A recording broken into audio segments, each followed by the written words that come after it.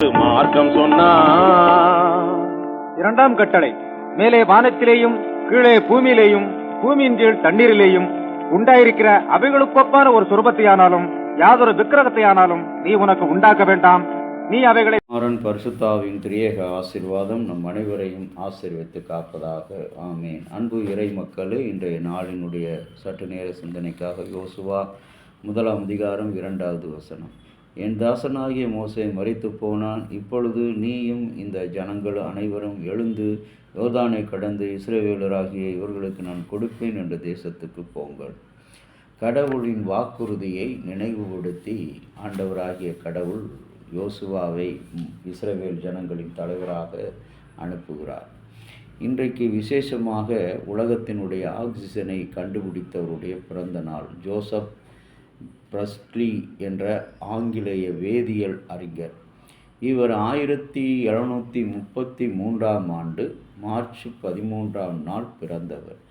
இவருடைய கண்டுபிடிப்பு முயற்சிகளிலே ஆக்சிஜனை கண்டுபிடித்து மிகவும் புகழ்வாய்ந்த ஒரு சிறந்த ஆசிரியராகவும் மெய்யியல் அறிஞராகவும், கார்பன் டை ஆக்சைடு பற்றிய இவருடைய ஆய்வுகள் புகழ் பெற்றவைகளாக இருந்தது. ஆகவேதான் ஆக்சிஜனை இவருக்கு முன்னால் காரல் வில்வெட் சில் என்பவர் கண்டுபிடித்தார் என்று தற்கால ஆய்வாளர்கள் கருதுகின்றனர். மேலும் கார்பனேற்றப்பட்ட நீரை கண்டுபிடித்தவர். மின்சாரம் குறித்து அவருடைய படைப்புகளும் புகழ் பெற்றவை. நம்முடைய தேவன் சர்வ வல்லவர். யாத்திராகமத்திலே 15ஆம் அதிகாரத்தில் பார்க்கும்போது, தேவர்களில் உமக்கு ஒப்பானவர் உயர்ந்தவர் யாரும் இல்லை. இன்றைக்கு மோசேயே காலம் முடிந்து விட்டது.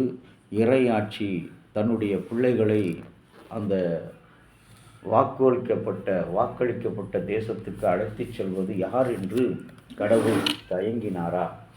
தயங்கி இல்லை. ஆனால் அவர் துணையாக இருந்த, நம்பிக்கையின் தொடர்பாக இருந்த யோசுவாவை தேவன் அழைக்கிறார். யூத் விக் மிஷன் என்று அழைக்கப்படுகிற ஸ்தாபகரை லாரன் கன்னிங்ஹாம் தன்னுடைய is it the really you God என்ற புஸ்தகத்திலே கர்த்தருடைய குரலுக்கு செவி கொடுத்து YWAM ஸ்தாபனத்தை துவங்க காரணமாக இருந்தது என்று எழுதுகிறார். 20 வயதிலே வாலிபனாக பகாமா தீவில் ஒரு நாள் இரவும் பகலும் கன்னிங்ஹாமுக்கு வந்த வெளிப்பாட்டின் தொடர்ச்சி. அன்பான இறை மக்களே, இந்த வெளிப்பாடு அங்கே அந்த கன்னிங்ஹாமுக்கு மிக மிக ஆச்சரியமாக இருந்தது. வாலிபர்களை கிறிஸ்துவுக்காக திரளாக எழுப்பி கொண்டிருப்பது. நாம் கர்த்தருக்கு சில வேளைகளிலே சிரமம் எடுத்து செவி கொடுக்க வேண்டும். சில சமயங்களில் இன்னும் அதிகமாக சிரமம் எடுத்து அவர் வார்த்தைக்கு கீழ்ப்படிய வேண்டும் என்று லாரன் கூறுகிறார். கர்த்தருடைய வார்த்தைக்கு செவி கொடுப்பது கடினமானது அல்ல. அதே சமயம் எல்லா வேளையிலும் அதை இலகுவானது காரியமும் அல்ல. இங்கே மோசேக்கு பிற்பாடு யார் ஆண்டவரை, அவரோடு இருந்தவர்களில் ஒருவரைத்தான் நிச்சயமாக கடவுள் தெரிந்தெடுப்பார். அதற்கு யோசுவாவை தெரிந்தெடுத்து, நீ இவர்களை நான் சொன்ன தேசத்துக்கு அழைத்து கொண்டு போ.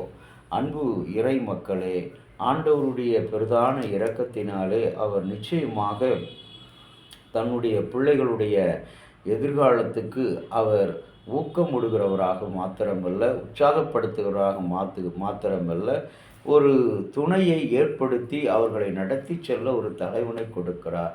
இஸ்ரவேல் நீங்களும் நானும் இன்றைக்கு உலகத்தில் பலரால் அவமானப்படுத்தப்பட்டிருக்கிறோம், பலரால் கேலி செய்யப்பட்டிருக்கிறோம், ஜாதியத்தினால் நாம் ஒதுக்கி தள்ளப்பட்டிருக்கிறோம், திருச்சபையாக இருக்கட்டும், சமுதாயம் எல்லா இடத்திலும் தள்ளப்பட்டு. ஆனால் கர்த்தர் நம்மை ஒருபோதும் கைவிட மாட்டார். நமக்காக ஒரு தலைவரை, நமக்காக ஒரு அதிகாரியை, நமக்காக ஒரு நண்பனை, நமக்காக ஒரு வழிகாட்டியை அவர் ஏற்படுத்தி இருப்பார்.